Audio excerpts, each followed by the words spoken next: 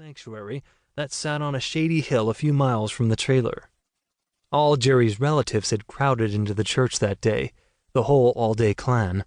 Among them, Ned, Jerry's father, dressed in his Sunday best. Aubrey, Ned's brother, beaming from the front pew.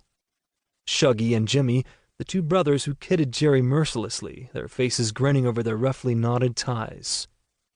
All their bodies were with her now, their feet dangling from the beds or off the sofa, their shoes still encrusted with the rich topsoil of their farm. The strangers told her to get up, and one of them stepped over and jerked her roughly from the floor. He was a short man, hardly more than a boy, with long dark hair that swept over one eye.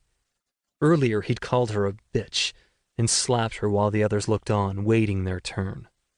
Then he'd forced her down first to her knees, then onto her back, ripping at her clothes, his hands all over her, his teeth sinking into her breast, breaking the skin, leaving a jagged purple mark. "Get dressed," he barked. She'd worn turquoise pants and a matching sweater to work that day, and she put them back on slowly, already exhausted, standing completely still except for the trembling, while the blindfold was pulled tightly over her eyes, then another cloth stuffed into her mouth. A few seconds later she was outside, the last light of afternoon pouring over the undulating rows of freshly planted corn and beans and peanuts as they pushed her toward the waiting car. Once in the car, she crouched down on the back seat floorboard, moaning softly, her knees against her chest, while the one black man among the three white ones held the gun on her, staring silently from over the barrel, his brown eyes wide and bulging behind the thick black framed glasses. The car moved in a zigzag pattern for a time, then turned off the road entirely and headed into the woods, its wheels bumping across the rutted ground, weeds and branches slapping noisily at its sides until it finally came to a halt. In a moment she was outside again, first perched on the hood of the car like an ornament for the men to gaze at, then on her knees, dragged to them by her hair, then finally on her back again, with the dark-haired man on top of her, the black man watching from above, while the other two moved quickly around and inside a second car, wiping it with brightly colored bits of cloth. Soon the other two returned to the car, one of them sucking at a bottle of whiskey.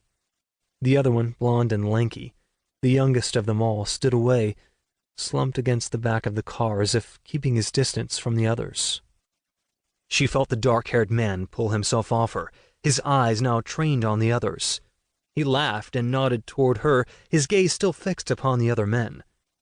"Any of you want some more of this?" he asked casually, as if offering his companions one last sip from the nearly empty glass. Chapter 2. McConnellsburg, Pennsylvania. Several days before, on May 11th, at approximately 2 o'clock in the afternoon, Riley Miller walked into the headquarters of the McConnellsburg Police Department and worriedly filed a missing persons report on his 19-year-old son, Richard Wayne Miller, a senior at the local high school. Police officials asked Miller the usual questions. Had the boy acted strangely in recent days? Was he having personal problems? Had conditions deteriorated in his home life? In other words, was it possible Richard had run away? Mr. Miller was adamant. His son was a good student, a member of the Future Farmers of America. He held down a job at the local Exxon station. He was an all-American boy. But he had not come home the previous night, and Riley Miller wanted to know why. "I thought he might have gone to stay with a friend," he told police. But he hadn't, Mr. Miller went on, his voice darkening with each passing second, a gloomy apprehension now rising in the faces of the policemen who surrounded him. As they listened, Richard Miller began to take shape in their minds, no longer a name on a form, but a young man with an easy smile and helpful manner, friendly, modest, a perfect son. "I called all of Richard's friends," Mr. Miller insisted, "but none of them have seen him."